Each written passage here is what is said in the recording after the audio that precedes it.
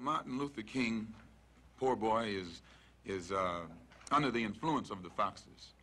I should say under the control of the foxes, and has been used by the foxes to lead the poor sheep right to the slaughter. Malcolm was not afraid to speak the truth, and this was an eye-awakening to people in general. I think even some of the whites started to see some things they could not see before. There are many whites who are trying to solve the problem, but you never see them going under the label of liberals. That white person that you see calling himself a liberal is the most dangerous thing in the entire Western Hemisphere. He's the most deceitful. He's like a fox, and a fox is always more dangerous in the forest than the wolf. You can see the wolf coming. You know what he's up to, but the fox will fool you. He comes at you with his mouth shaped in such a way that even though you see his teeth, you think he's smiling, and you take him for a friend. They falsely accused Malcolm X of being violent, which Malcolm X did not, because all he taught people was self-defense. And self-defense doesn't mean you go out and attack someone, but you do have the right to defend yourself by any means necessary if you're in that position to defend yourself. Malcolm, to us, represented a voice. Why should the black man need some legislation to prove that he's a human being, when you don't need any legislation to prove that whites are human beings? So I make this point because, to come right back to my initial statement at the outstart of the program, you will never get real freedom and recognition between black and white people in this country without destroying the country, without destroying the present political system, without destroying the present economic system, without rewriting the entire Constitution. It'll be a complete destruction of everything that America supposedly stands for before a white man in this country will recognize a black man as something on the same level with himself. Heads of governments and leaders of revolutionary movements listened to him and were convinced that there was a legitimate problem, a human rights problem that black people had in the United States, which was being covered up and concealed. He hated all the things that decent people should hate. He hated racism and hypocrisy and oppression and the tyranny of those in power. And what he loved humanity. But of course, the humanity in this country, because of the racism, was not the kind of humanity that anyone could love. It would have to be a society that would have to be changed completely. I, for one, will join in with anyone, don't care what color you are, as long as you want to change this miserable condition that exists on this earth. Thank you.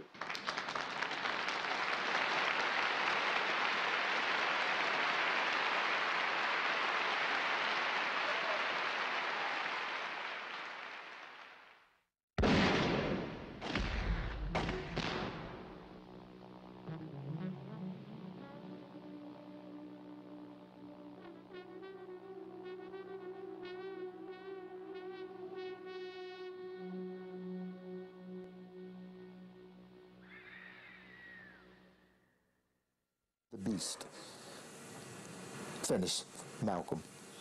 They had to get rid of him. After Malcolm was assassinated, I was at the Audubon Ballroom the day that it happened. It was a terrible thing to witness.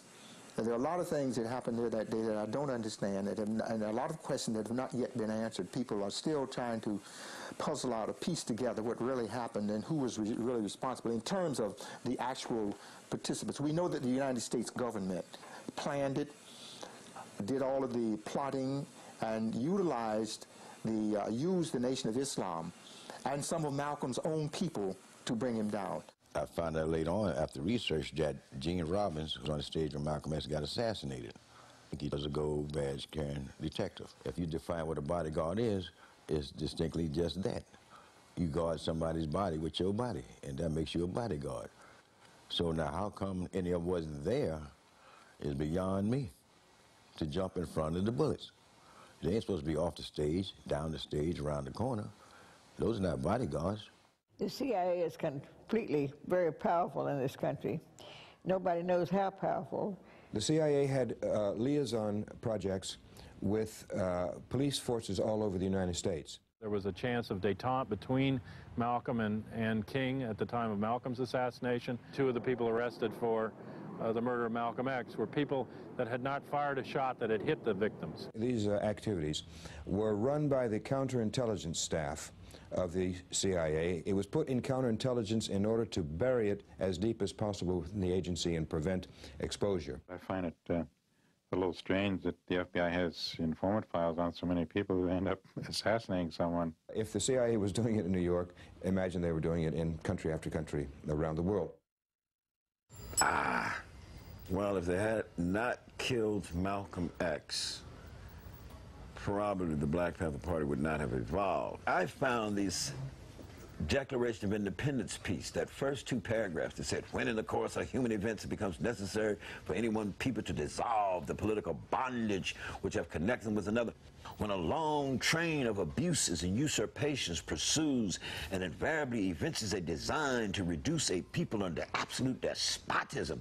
Well, this kind of phrasing, this kind of thinking, and our understanding, particularly to where I was coming from in my decisions to help to create this organization, was all about this need to change and alter the government, to evolve some community control kind of political power back into the hands of African American people in the black community. So we went down to the War on Poverty office, 3 blocks from my house. It's right there in North Oakland. And we sit down and decided right there by October 15th to start writing out this 10-point platform and program for this new organization. Many people don't understand that the Black Panther Party's 10-point program and platform was basically a statement of principles. And it was around these principles that we organized in the black community. Point 1 said we want power. We want power to determine the destiny of our own community. And it went through a series of issues. We wanted decent housing. We wanted to determine the destiny of our community. Decent education that taught us about our true history. We wanted fair treatment in the courts and juries of our peers. We wanted to end to police brutality. We wanted a relevant education that taught us who we were and our role in society. We wanted land, bread, housing, education, clothing, justice, and peace. We wanted to organize political, electoral, black community power. The point was not to show what the government was not doing. The point was to show the community how the community could empower itself and how the community could organize. So we wrote this program, 10 points of what we want, then 10 collateral points of what we believe. And these principles and stated objectives of the Black Panther Party were the heart of its program. We still didn't have a name for this organization. I had gotten a pamphlet from the Lowndes County Freedom Organization. So I said, Huey, why they got this logo for this panther here?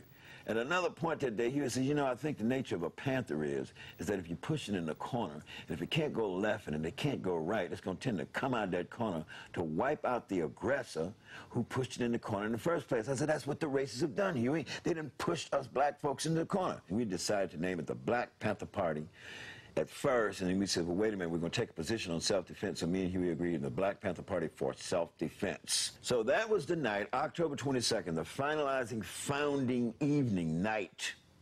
Because this is what happened. Huey was saying, okay, we're going to have some officers. So I flipped for chairman, a coin, a silver dollar. I flip, I say heads, I'm chairman. Boom, it landed on heads. I say, I'm chairman. I go ready to hand Huey the silver dollar, and I pull back. I says, you don't need to flip.